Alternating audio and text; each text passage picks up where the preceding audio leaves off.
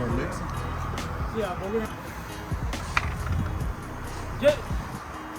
That looks pretty empty to everybody, right? Yep. Everybody answers, so we got it on camera. Primer's empty too. No kickback. So what I am about to do is I am about to take my plastiline, my gasoline alternative made from plastic waste, and I'm going to be mixing it with 2-stroke oil, and we're going to put it inside this chainsaw, and then we're going to run it. Probably about that much. And anybody that wants to see the fuel made from plastic waste, you can come up, walk and see it yourself. This was made 100% from plastic waste.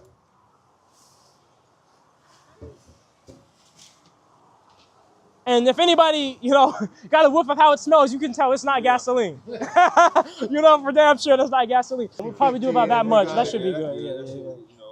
Yeah. Science. For the sake of science. We'll just mix it around a little bit. So that should definitely be enough to start it. Yeah.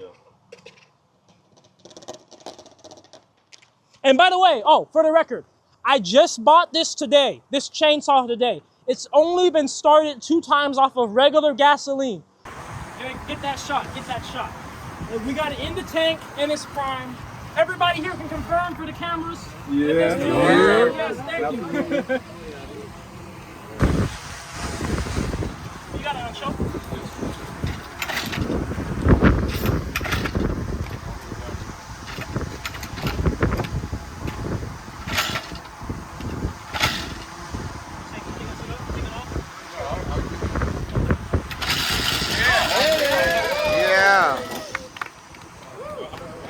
Oh no.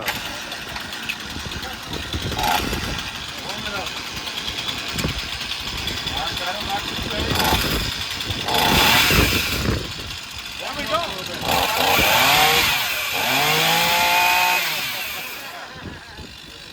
It's fighting pretty good. Woo!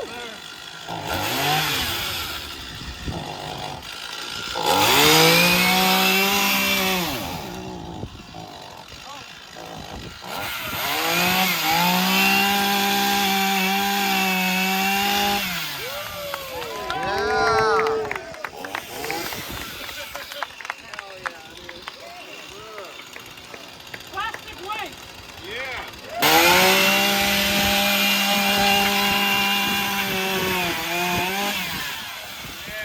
Woo! Hey, does anybody want to do a cut? Anybody who's ever operated a chainsaw? Safety first.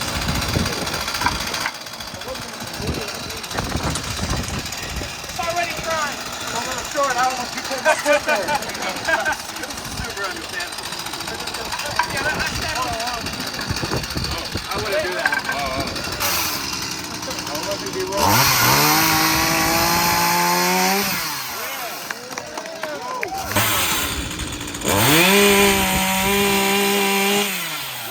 Next to power line.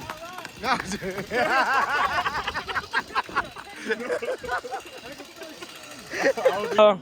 All right, so we just ran the engine. Let's ask some guys what they thought. What did you think about the engine running? Man, it sounds just like a regular chainsaw running off of gas, period, point blank. What did you think? Oh man, it looks like cut real good.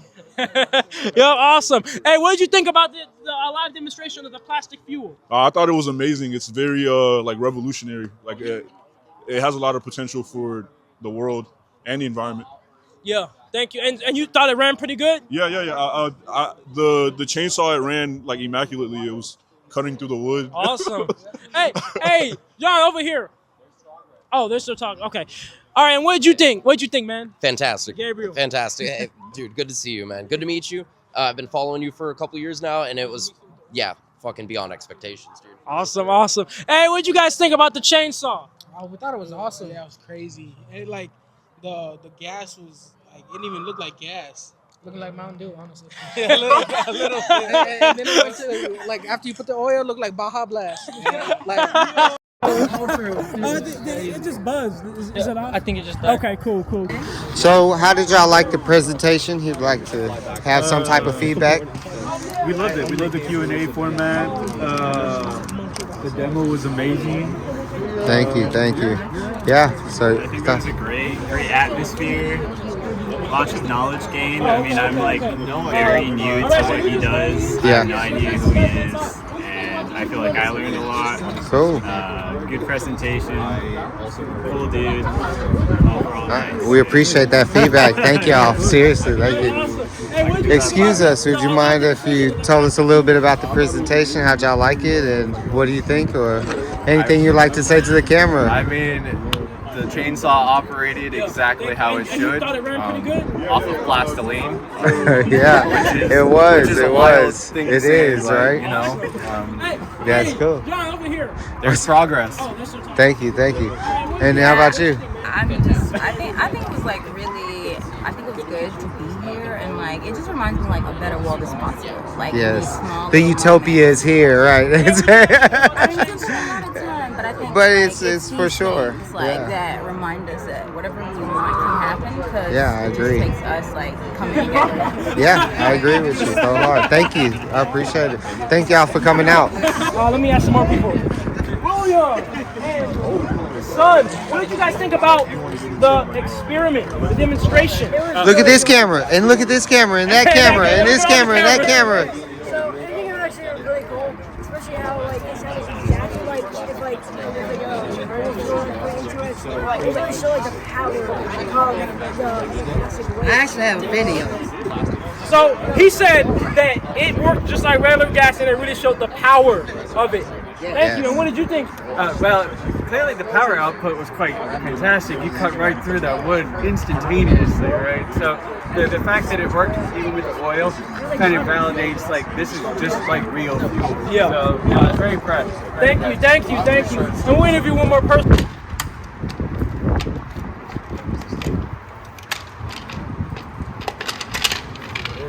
To see.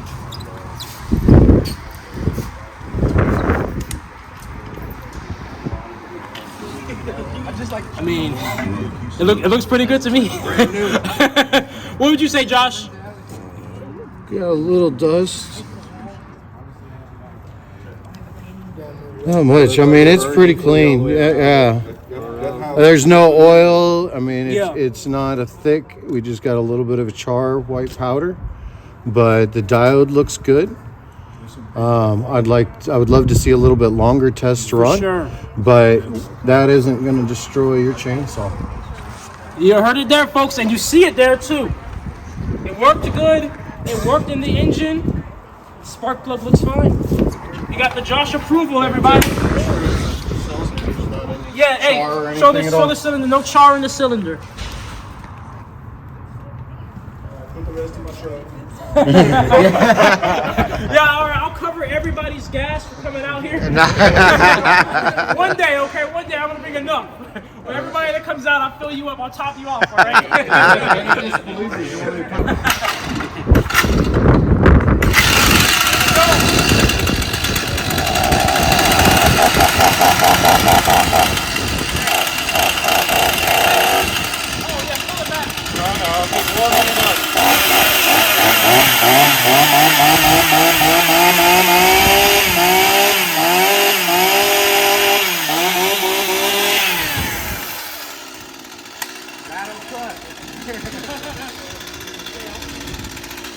Does anybody want to have the first ever finger cut off?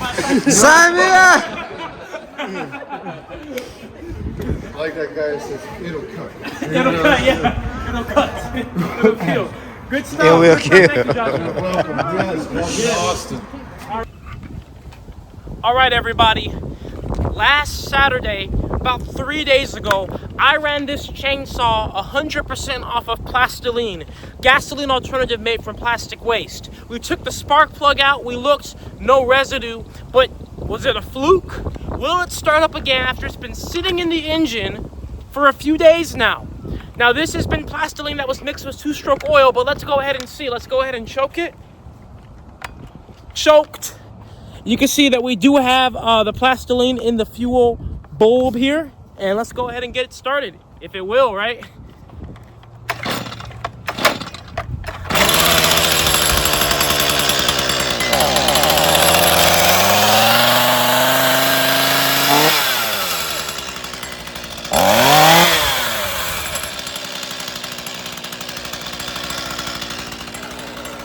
I guess it works.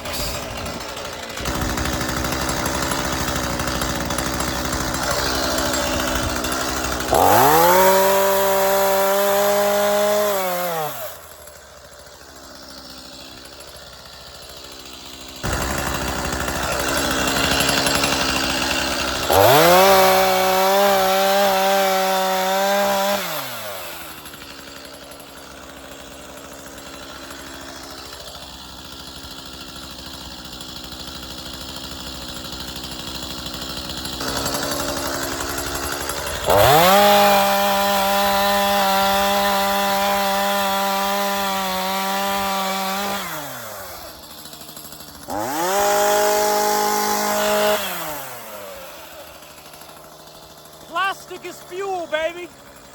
It works great. It runs just like I got real gasoline in here. It's crazy. Same amount of power. The cuts, amazing cuts. I mean, the engine, I mean, look, let's start it again. Just to prove it'll start.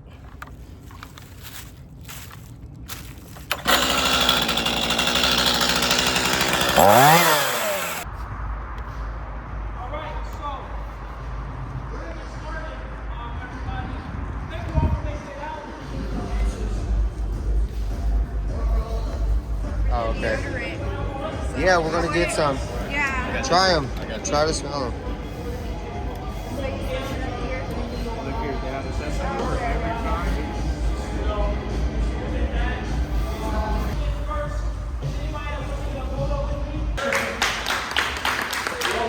Yes.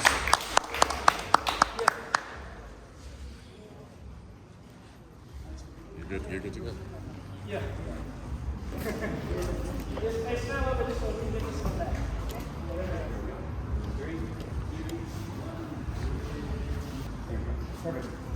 Awesome. Thank you.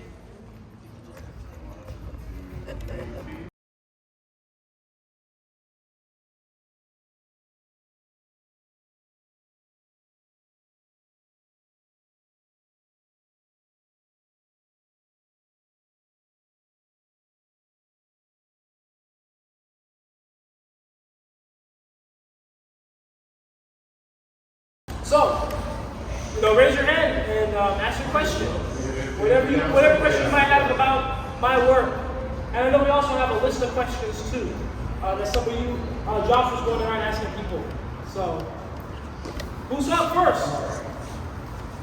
Do engines need to be converted to use your plastoline?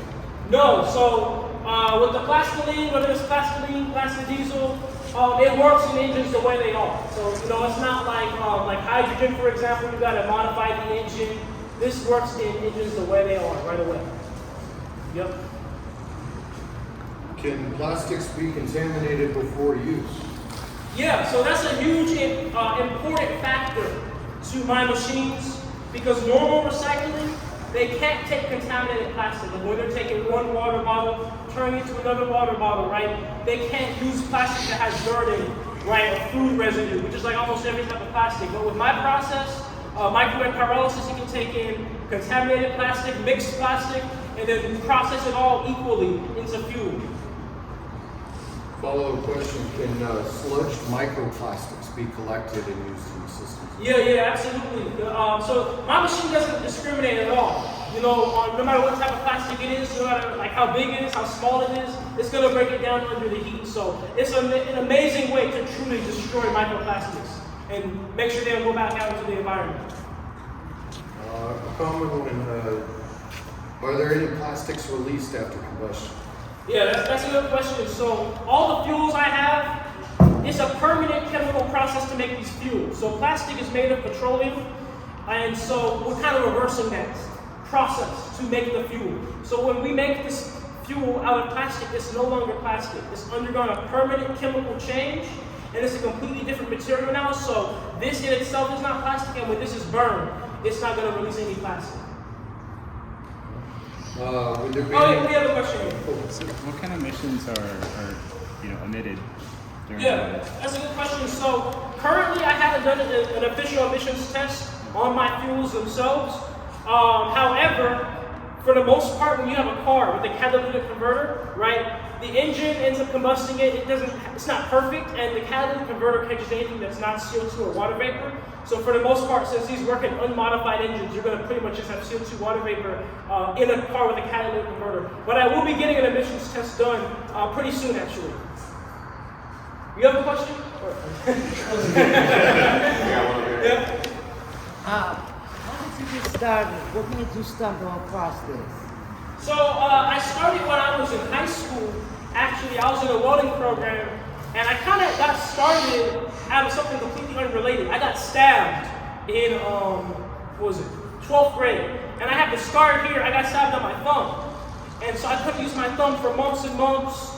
And that kind of made me get into a place where I'm like, okay, thinking about, like, what can I do? Because I've always been a kinesthetic person, right? So when I couldn't use my thumb, I was really kind of depressed, and I was thinking about what can I do as soon as I get my mobility back. And I was in the welding program at the time, and so I always been passionate about the environment. And so I kind of channeled that into doing research into plastic, into fuel. And that kind of started by when I was in school, they showed us a video, the ocean video. Have you guys seen that video with the turtle? Where it had the straw in its nose? Yeah, they showed us that video, and I was really upset about it because I was thinking when I was watching it, hey, welcome, by the way, what's your name? Nestor. Nice to meet you, man. Thank you for making it. As well. Yeah, so they showed me that video, and I was like, when I was watching the video, I'm like, okay, well, at least I put my plastic in the recycle bin.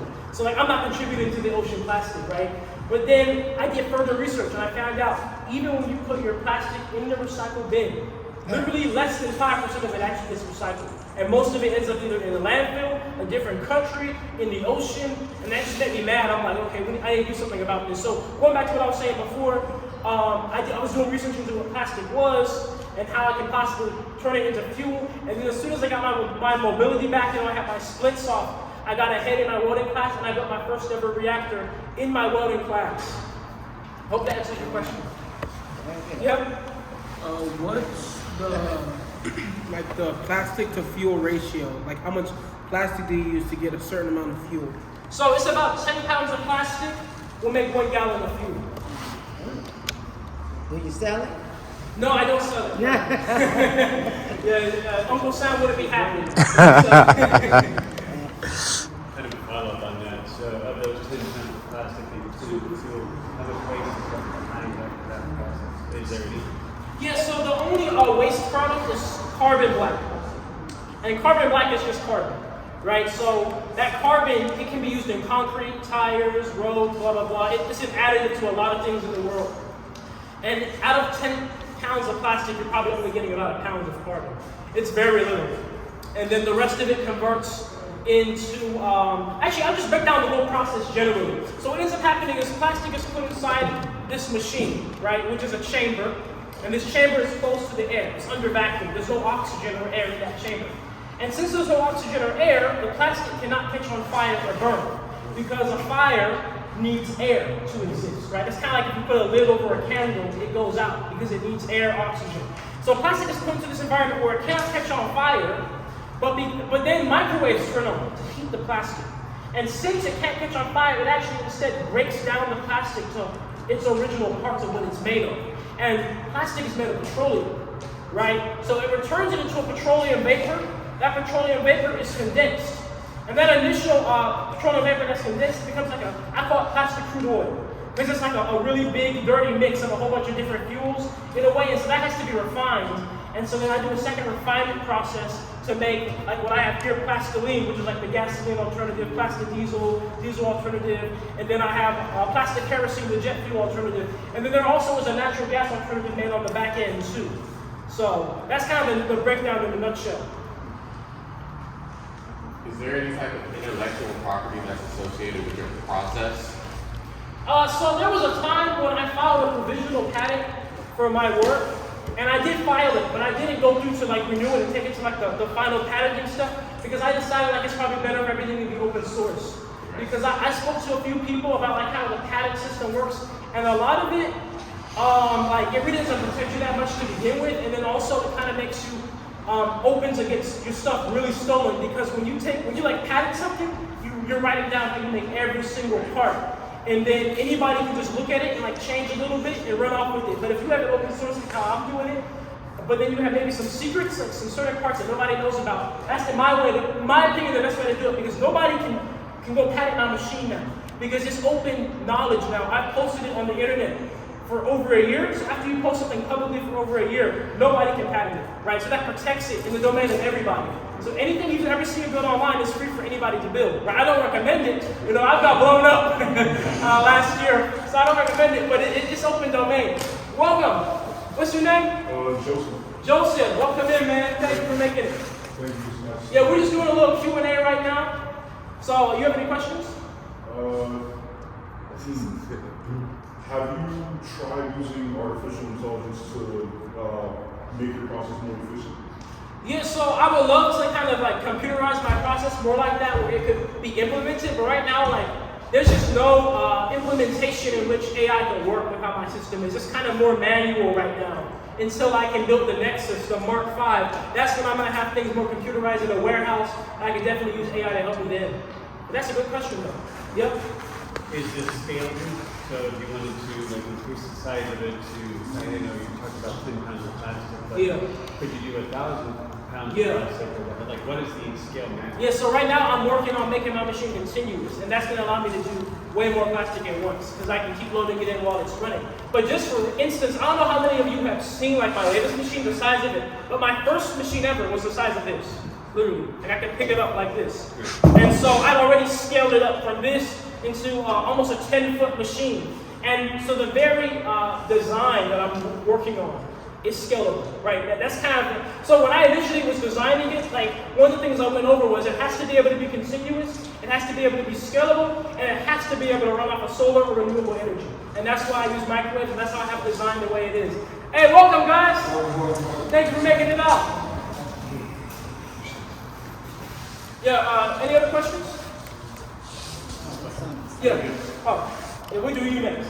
Yeah. So, let's say you get it streamlined, you get your process done, and you're able to produce a lot of fuel. So, what is your plan to, use that fuel? So, there's a few different implementations in which the fuel can be used, right? One of the biggest things I was thinking of is in the idea of like, let's take a landfill, right? So landfills, they try to save as much space as they can, and plastic takes up so much space. If they could take all the plastic coming into the landfill, right, and get rid of it and make fuel, now they have fuel to power their vehicles and they're saving space at the same time in the landfill. And then another implementation is, like, if we can have a machine on a boat that's out there in the ocean, collecting the plastic, turning it into fuel to run the boat, and then it's just out there, collecting plastic, running off of itself until all the plastic is gone. And then another implementation is when we look at these countries like Thailand or Ghana, Nigeria, Zimbabwe, places with horrible plastic waste, right? They also have a lot of fuel shortages too, right? They have an unstable power grid. Right now, they're able to take these huge amounts of waste and make something that they can add to supplement their energy consumption, right? So that's kind of an idea. That's a great question, by the way. Thank you. And you had a question? Yeah, I have two questions. So, one, how efficient is this fuel compared to, let's say, like gasoline? Right. I'm sure, like in terms of combustion, they don't, burn the same. They don't combust the same. So in my experience, every time I put it into an engine, it's burned the same, like the same amount of time, like the same amount will end up producing the same amount of power in an engine. But that's just off of my own observation. Right. Of course, it's not scientific. Yeah. And so like those more scientific tests, I have a guy that has an engine dyno, or Dino, however you say it, and I'm gonna one day go up in Tennessee, and then he has like a sports car GTR, and then we're gonna put it in his GTR and do a lot of type of really more specific type of tests to see like exactly, because maybe it's not like less efficient by a lot or more efficient by a lot. Maybe it's not enough where you can tell by your eye, but it is, and we have to get that on paper, a direct comparison, right? So I'm gonna figure that type of stuff out. That's a good question, by the way. And then follow up, are you worried about Uncle Sam getting to you at all? Everybody always wants to know if I'm worried about Uncle Sam, government.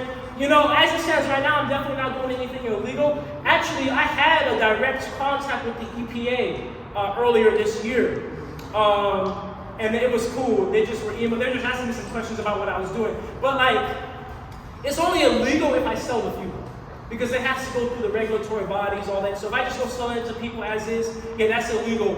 And from the perspective, I know you're kind of asking that too. Like some people say, like CIA is gonna get me and stuff for making fuel. I don't know. I guess we'll see, because there was a time when I was doing this, and it was just kind of like, I guess you could just say like more of a waste management thing, not really making fuel that could compete. But when I run my machine off of solar panels, right, and I'm able to make like a gallon of my fuel, like a gasoline alternative for $0 a gallon, we'll see then. But to be honest, I'm not scared though, because at the end of the day, I mean, think about it, right? If they're so controlling, where all of us know about this to this point, and we're like, if we see somebody doing something amazing, we're immediately in this place of fear in our mind. If they have that much of a control over us, the only way to break that control is to just do, right? Because you know what it is? They want you to be scared to even try, right? They may not even have that much power, to be honest. It's more of like a psychological thing. They don't want you to know how much power you have, right? So that's really what it's more about. So, and if you are set on your mission in anything you're doing, if you're doing it in fear, it's not going to be efficient anymore. You're not going to work well, So they want you to be in fear. It's like they feed off of fear. They don't like Monsters, Inc. So, no, I'm not scared at all.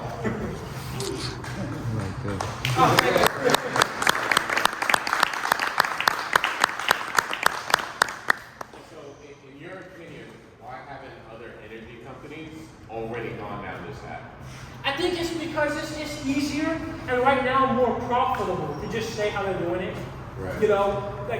That's just the truth of the matter. It's kind of like any type of recycled material. It's always just easier, cheaper to just get it the way it is. And so like, I'm not even really necessarily trying to compete, but I'm trying to like meet them at the same price they are with something from a waste product. I'm trying to take waste and make it that valuable. Because we all know how valuable oil is now. We're going to go to war over it now. So if I can make plastic that valuable, we'll never see a single plastic thrown out the window again. We'll never see a single piece of plastic in the ocean because it's valued, right?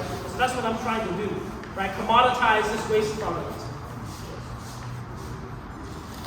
And then from a resources standpoint, if you were writing your own check, resources not an issue, what are the top 3 things that you would write a check for yourself for? Yeah, definitely warehouse space, an unlimited budget in parts. And then also to have the right type of team too.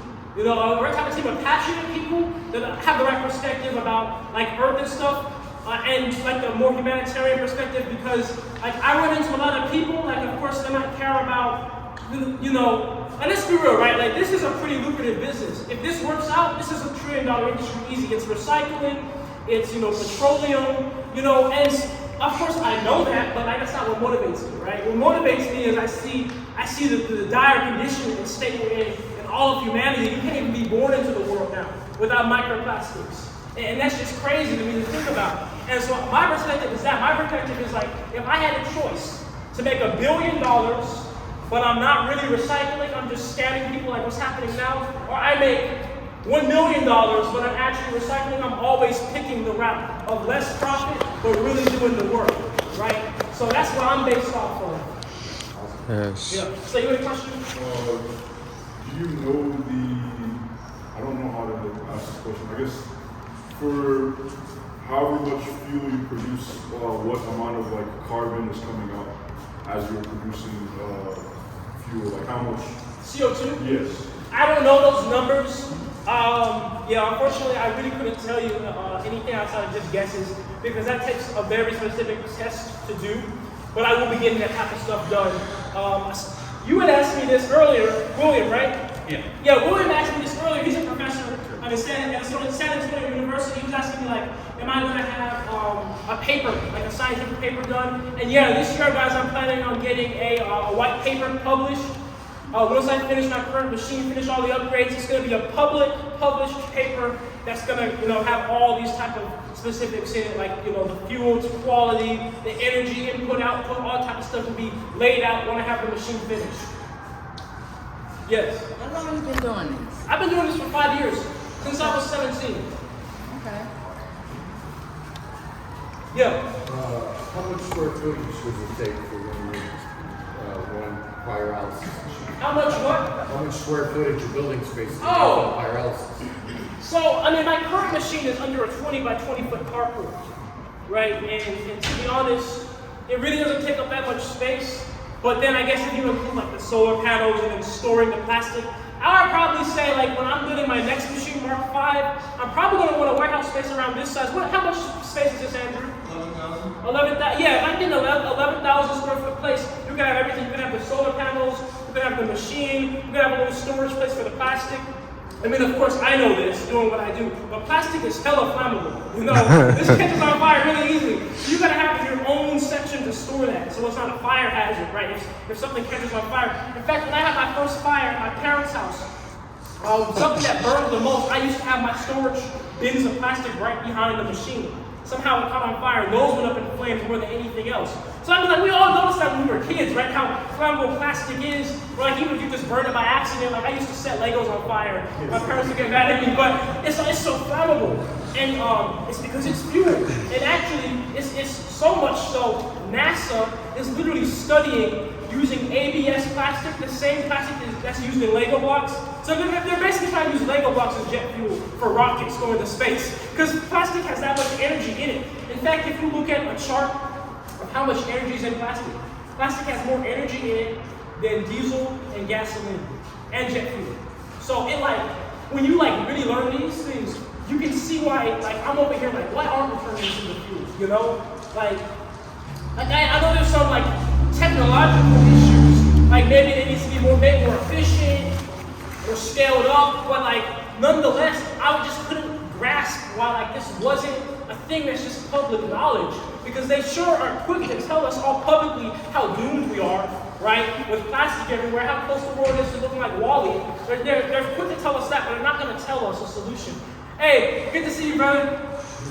Thank you for making it out. So yeah, that's what's up with that. I have a quick question. Yeah. Is it possible to make one of your models portable? Yeah, so I mean, I've already built small models that worked. Like I said, my first model was the size of this. And so it's not necessarily about, is it possible? It's more about when they're that small, they're not very... Not necessarily small. What I mean by portable is a unit being able to be built on a site. Like on a trailer? Like on a site or on a trailer, and just taken to a site, and then just, be able to, instead of having to the problem of transporting the plastic to you, take the machine to the plastic, if that makes sense. Yeah, I would love to have a machine that could be in almost like those big freight containers. Oh yeah. A shipping container. Yeah. Or then it could be driven directly to landfills on site. Yeah. Handle the plastic. And that's kind of the good thing about what I've done and how I designed the machines, because it could already work that way now. The machine I have now, I drove it to Alabama on just your standard utility trailer that you use for lawn stuff, put lawnmowers on. So I could only imagine having that much real estate, a big shipping container on a freight liner. You could definitely put a machine that's mobile like that for sure. Cool. Yeah. If someone wanted to have their own machine, how would one go about getting one or having one? I mean,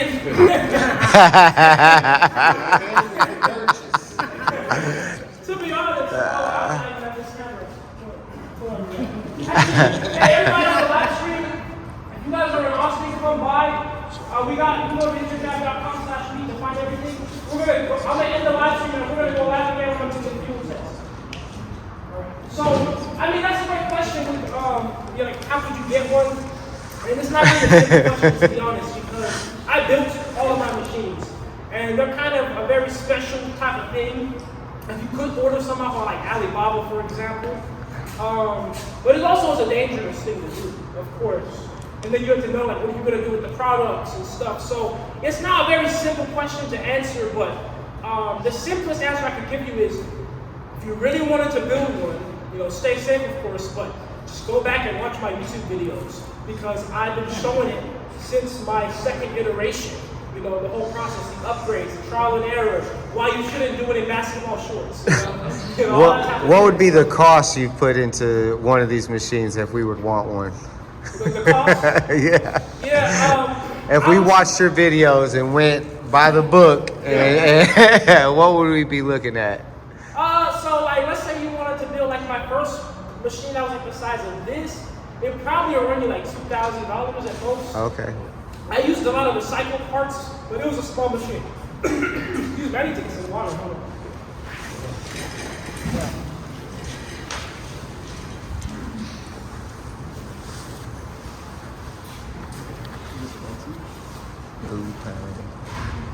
My bad, I've been talking all week. Yeah, but my current machine, I mean, I say this all the time, but my machine I got now is a gold digger. You know, it just keeps running, keeps asking for money. I've already put like 30,000 into it. Okay. And then I'm about to put in another, I think, Gazillion. 20,000 in solar stuff. So, what does it take to like your ideal system, like in a place like this? How much money does it take to get that up and running? I mean, I would estimate it's $1 million altogether. You know, the warehouse, the machines, proper electrical stuff. That's why I have my GoFundMe set for that for so long, because I just was like, it's gonna probably just cost $1 million straight up. Yeah. How close are you to that goal?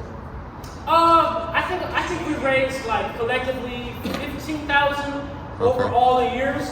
And to be honest, that GoFundMe was really more of just something to have. Yeah, I got you. Because I know the real best way to do this is to get government grants, just straight up. Because there's like, the DOE has programs, they'll just give you $4 million. Easy. NASA, $4 million. It's just about like having things ready, having the papers written right to where you can go ahead and apply for these grants and have a grant writer do it properly and you get it. And so all I've been needing to do is finish the machine, show the proof of concept, show it's running off of solar, have all the numbers done, like all the things you guys are asking, like the emissions, blah, blah, blah. And I go, and I'm pretty much guaranteed to get the grant because nobody else is doing this like this to this degree. So that's the goal. Cool. And then I'm trying to figure out where I'm going to put the warehouse. It depends. When I was looking for property last year because after I blew myself up, my parents kicked me out, right? And I ended up on family property in Alabama. But when I was looking, there was a lot of property, of course, here in Texas. So I might actually, no promises, but I could be right here in Texas. I could be your neighbor. Yeah. So tell us that story. How did you blow yourself up, and what did you learn? So, yeah. So, question. What are you gonna do when you get to the point to where you need to be? What you gonna do with it? The point when I need to what? When you need to be. I'm talking about as far as having all the plastic you need to make all of this gas. What you gonna do with the gas? Well, yeah, that's a good point. I'll get to that after I answer how I blew myself up. And so I actually blew myself up in the refinement process. I've only ever had one machine explode on me. It was my Mark III machine. I built it out of a 55-gallon drum. And that is really thin metal, so that's why it blew up. But when I got in my bad explosion that actually injured me, that was because I was refining. But I was refining with my distiller. I'm trying not to get too technical, but essentially, I was trying to make my distiller a vacuum distiller, which is basically when you have your refining machine and it's constantly having all the pressure sucked out of it, right? But I didn't turn on my vacuum pump to have the pressure sucked out of it consistently. So instead, the pressure built up. And you can see this on video. When I go to open up my liquid collection section, all the pressure just shot out, and then just flammable vapors flew out, and then they hit my flame under it. They all caught on fire, and they made like a jet of fire. And then the dumbest thing I wasn't wearing like this fire-resistant, flame-retardant things. I was wearing basketball shorts, short sleeve. So then all of the fire went right to my feet. And then I got second-degree burns on my ankles, had to get burn surgery. And so like it was really stupid and I was barefoot too on top of that.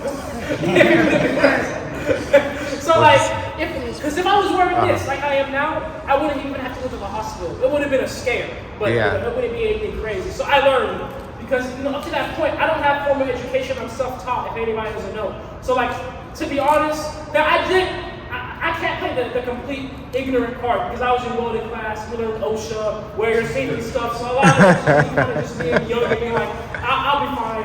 And so So I got humbled. You know, I would say that God humbled me in the perfect way with that because I got injured. I was put out the game, but it was aimed at my feet and not my face. So I can still see. I still have all my senses. So it was just more of like a wake-up call than like, you know, the rest of my life. Yeah. Yeah. Oh, and to answer what you were saying, what I can do with the fuel, so I'm going to consistently be working to get the fuel approved by the EPA. But, like, you know, I told you I'm doing the white paper, the scientific white paper, and I'm going to get like the emissions done on it. How much CO2 it makes, you know, the chemical properties. And then that'll give me a good baseline to figure out what I can do from there. You know, if things need to be improved, I can improve it. And then, you know, I can be submitting things to the EPA over time. And so the hope is that by the time things are really big and running, the fuel can be EPA approved and it can be like fuel people can buy. Cool. Yeah. All right. With a blank check, what would it cost to take it to the next level? To make it commercial, scalable, available, with even home use? What ballpark would that be? I would say to really take it to the next level, because I want to almost like be a manufacturer of these, so they can be, you know, all over the world. I would really say it probably would be, I mean, if we're talking from the ground up, at least 100 million to like have the facility to be able to manufacture the machines. Because, you know, it'll be like 2 facilities at once. I'm building my pilot facility where it's going to be a bigger machine I'm operating. But then over time, when, you know, I get the big grants with that and I start to make revenue with contracts selling that, it's going to transition into like outsourcing somebody to manufacture it. And then I want to manufacture it, right? And so, like, of course, that takes a lot of money to be your manufacturer of something like this. So yeah, I'd definitely say probably $100 million to really get started. Because once it's really started and the contracts come in, the orders come in, you have revenue, you can get loans from that point. You can get investors if you want. I mean, I have a question for all you guys, kind of reversing it. Do you guys think I should get investors, like right now, at this level? No. Because I'm kind of more on the field of no, because of equity. Exactly. Ownership. Yes. You know, a lot of people right now would want a lot of equity for relatively small amount of money, right? Because I mean, we all know like what this is worth. Because like for those of you that answered yes, I should get investors. Let me ask you guys: do you think I should give up half of my company for $1 million? No. So there you go, and that's usually the tell of what happens.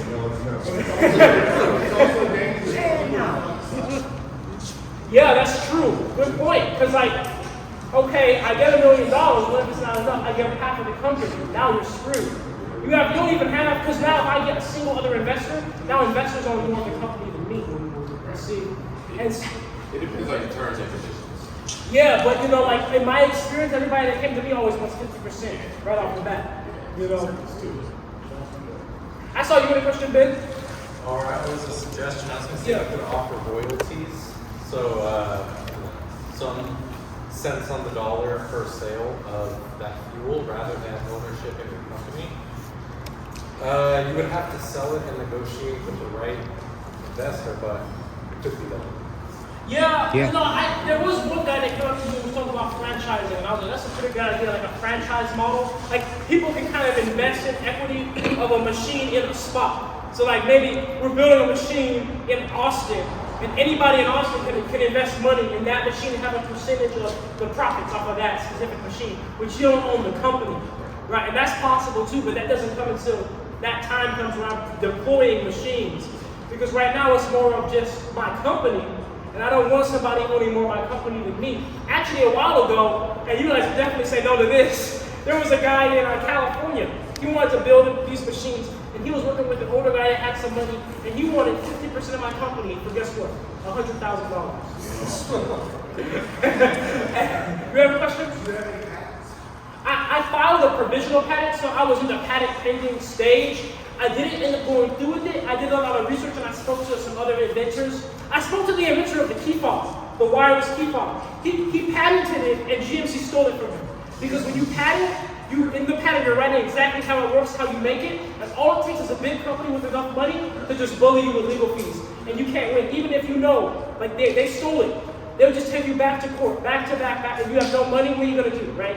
They have all the money. So yeah, there's no patent police. Patents don't really protect you. It's really trade secrets that protect you. Or if you want to kind of go like the Nikola Tesla route, open source it is the ultimate protection because nobody can steal it. It's everybody's, right? So that's where it is with that. But yeah, there was that guy, he wanted 100,000, 50%. And I was actually close to doing it too, because it was when I was first starting, right? And so it's something I kind of want to tell everybody, because this applies to anything you guys are doing, right? If somebody's coming to you and they're making you an offer to something, right? And you are like, oh my goodness, this is crazy. They wouldn't make that offer if they didn't see the value in what you're doing. And they're just hoping you don't see your own value. They're hoping they can undercut you on what your value is. And so when I clicked into that mindset, I'm like, hold on. He wants to give me this 100,000 because he knows the day will come and that'll be nothing like on his return. Why can't I see myself that way, right? And so like it's, you know, that was when I was literally 18 years old. My machine was, like I said, like this small. I really didn't have much money to do anything with it. And so like it really is a perseverance. In anything you're doing, it's just about, you know, really going at it for a long time, because I've been doing this half a decade. I'm ready to go another decade if I have to. You know, I'm ready to go 2 decades. Whatever it takes to get things done, right? But, you know, I know, you know, all you guys are working on something, and that just, you know, these are general things that apply to anything. Don't let somebody undercut you or undersell you when you know that you got something good, and they're just trying to get a part of it early. Is there a way you can start this as a business on a small scale without an investor? Yeah, that's what I'm going to be pretty much doing. I mean, the issue is the petroleum industry is so expensive by nature. Like, for example, a single part on my machine, a single pipe, could be $2,000, and I need like 4 of them, right? So things add up so quick, but it is possible. I know it's possible because we're in the day and age. And welcome, by the way, guys. Thanks for making it out. We're in a day and age nowadays. I mean, like, even the fact that we're all here right now, it's really because of the internet, really. And so that changes the way businesses work, changes the way money can be raised, you know, because just off of how I publicize this, for example, it will make a grant reviewer probably more likely to go through it because they're like, oh, this guy's been transparent, he's been doing this for years, he's been publishing it, people watch him, and now they're more likely to give me, because that was the case with the first grant I ever got, which was last year. I got a grant from Serena Williams' husband, and the co-founder of Reddit, Alexis Ohanian, with the 776 Foundation. So look, that's funny, because I got $100,000 to spread out over 2 years, but it was a grant, 0% equity. But if I had been patient, right, and 2 years before that, I had gone through with the guy for $100,000, I would have given up 50%. And so you have to believe in yourself and really be in it for the long game, right? Really.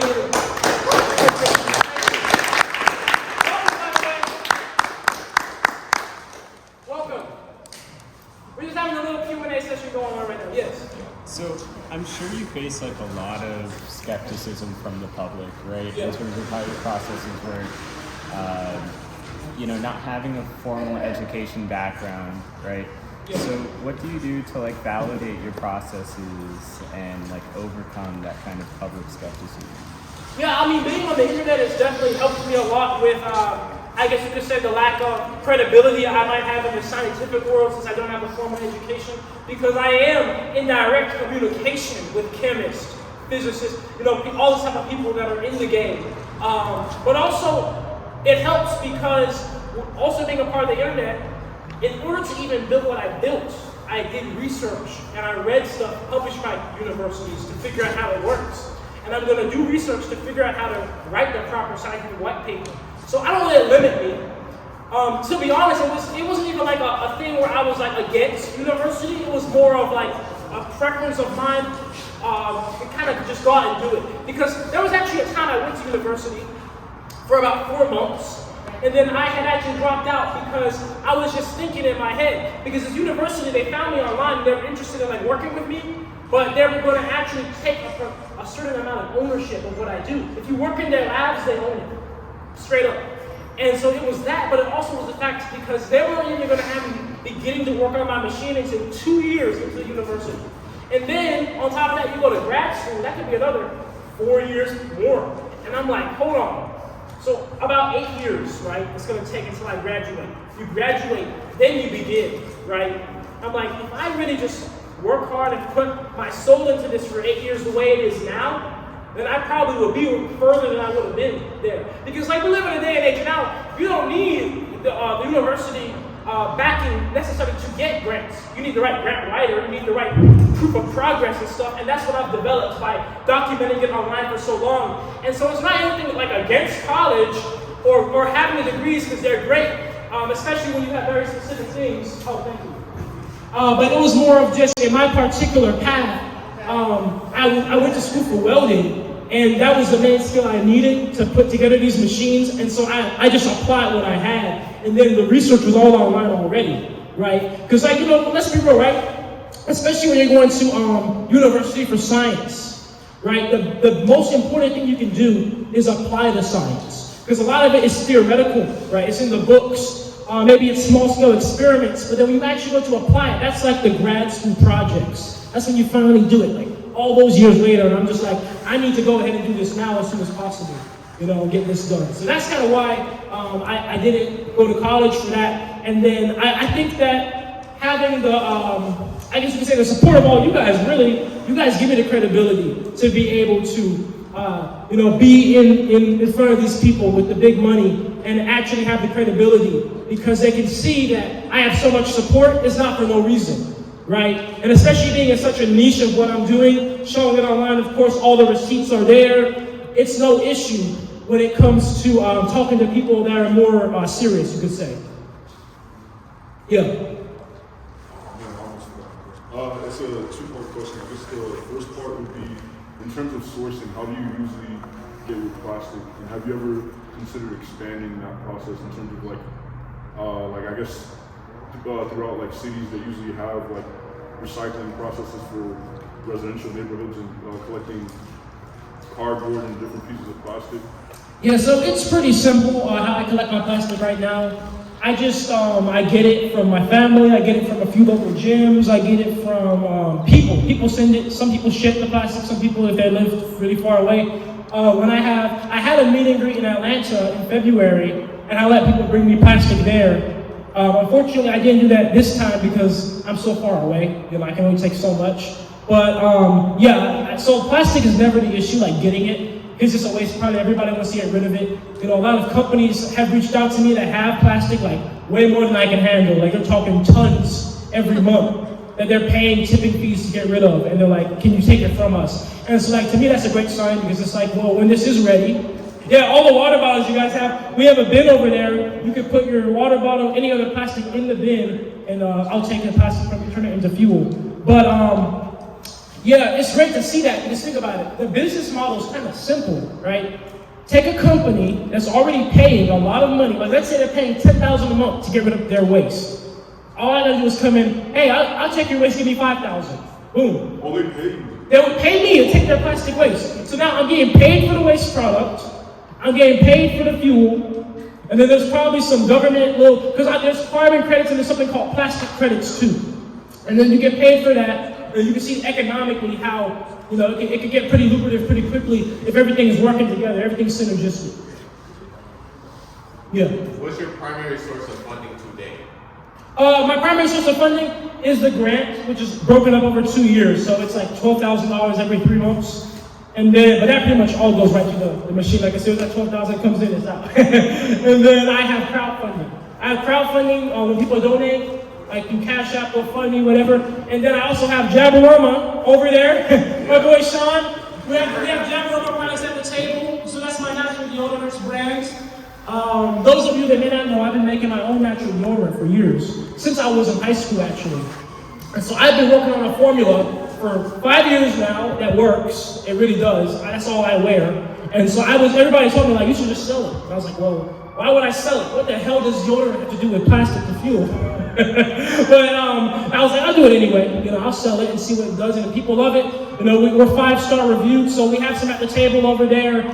Once we kind of break out from the Q&A session, we'll take a little intermission before we run the engine. And guys, definitely grab you some deodorant. And if we do sell out, we have the promo code on the board for 15% off if you order online. For showing up, you get that exclusive promo code. So that's how I fund it, because 10% of all the profits from that go to my machine too. So that's how I've been funding it. That's a great question. Yeah. We have any other questions? Yes. Are there any kinds of plastic that your machine cannot, I guess, use to turn into fuel? So my machine can use any type of plastic. I just stay away from PVC because PVC is polyvinyl chloride, and I don't want to get chlorine in my fuels because you have to make sure you have certain tests in place and filters and catalysts to react with the chlorine and neutralize it. Because if like I did have chlorine in my fuel and in my like natural gas alternative product, it just wouldn't be usable at all the way it stands, right? Because chlorine gas is very, very toxic, very, very not good for you. They need to use it in war. So yeah, that's pretty much the only plastic I don't take for now, just until I have enough money to afford the type of sensors to know and make sure I can get all the chlorine out. What do you end up with aside from the fuel when you're done? Like I've seen like the black stuff that comes out of the machine. Is that just like it's carbon. Pure carbon. So everything is carbon. Everything organic will return to carbon ultimately. So it's kind of crazy. You can take plastic that's like clear and it literally just turns into like black, deep black carbon. Blacker than me. You know what I'm saying? But that's how it works. Because elementally, this is called a hydrocarbon. So hydrogen and carbon atoms coming together. And so when we put it under the heat of my process, it separates. It breaks apart the hydrocarbon bonds into smaller and smaller hydrocarbon bonds, and all that's left in the machine is solid carbon. That's like the densest thing, right? So the carbon that's left over, is that like this? Can it be just like thrown onto the soil, or does it have to be disposed in a certain way? So I'm going to be doing tests on that as well, because it really depends on the feedstock of the machine. Because some plastics might have heavy metals in them. So anything that's like inorganic, like metal, ceramic, glass, it's going to end up in that carbon product. And so depending on the feedstock, that carbon might have like heavy metals in it that might leach into soil, for example. And so what I want to do is I want to kind of send a few samples out, send the best sample of my carbon, the worst sample, and then figure out a filtering process that can filter the worst of it, and then all the carbon can be processed that way. And then once it's processed, it can be used as fertilizer. So we can literally turn plastic into fertilizer, right? In a way, under the right process.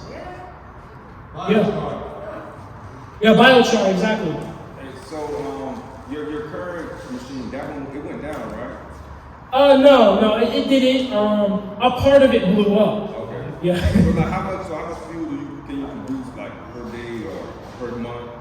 So I'm working on some big upgrades to allow me to process at least 100 pounds a day, which should come out to about 10 gallons a day, right? And hopefully it'll be even more than that. So that way, producing 10 gallons a day, that's a pretty good model to scale up from, especially being with a continuous machine. The great thing about a continuous machine is that you don't have to make the entire machine bigger to process more plastic. You only have to make it a little bit bigger, make it a little bit more powerful because you're continuously loading it in versus having to do a batch machine that has to be as big as possible to load in as much as possible from the beginning. And so, to this date in history, there's been nobody in the entire world, and I've done the research, there's been nobody in the entire world who single-handedly has put together a continuous microwave pyrolysis reactor. And there's been nobody in the entire world, not even a company, who has put together a solar-powered continuous microwave pyrolysis reactor. So when I have it solar powered, not only will I be able to take sunlight and destroy plastic and make fuel, but then it's also going to be a historical achievement.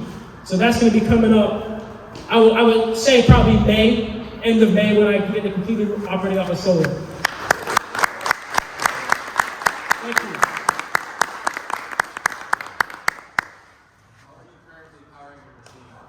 I currently power it through a generator. I used to power it off of the power lines when I was at my parents' house in the backyard.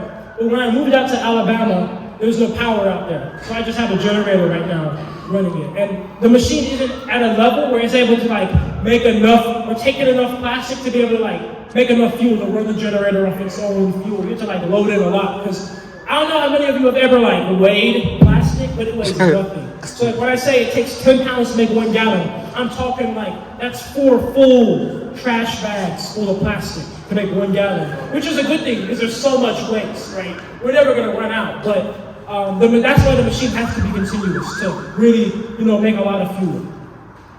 Any other questions? We'll take one more. Yeah. What are you doing as far as like safety? To improve your safety? I know you said you had a couple things blow up and you got hurt. So Yeah. I feel like really like, do you think maybe the safety part of it would help to make people seem less risky? Give you more Yeah, absolutely. To be honest, like in most of my accidents, I was always like rushing in some type of way. And so, to be safe, I always just slow down when I feel myself rushing. And, I always remind myself of how much I was thrown off trying to save 5 minutes. Because I was trying to save 5 minutes, and it put me in the hospital for, in the recovery process of the hospital for a month, and then I got kicked out of my parents' backyard, so then I couldn't even run the machine for 5 months trying to get into the other property. And I'm like, damn, was that worth 5 minutes? Because up to that point, I was always telling my parents, I'm gonna move out any second now, move the machine.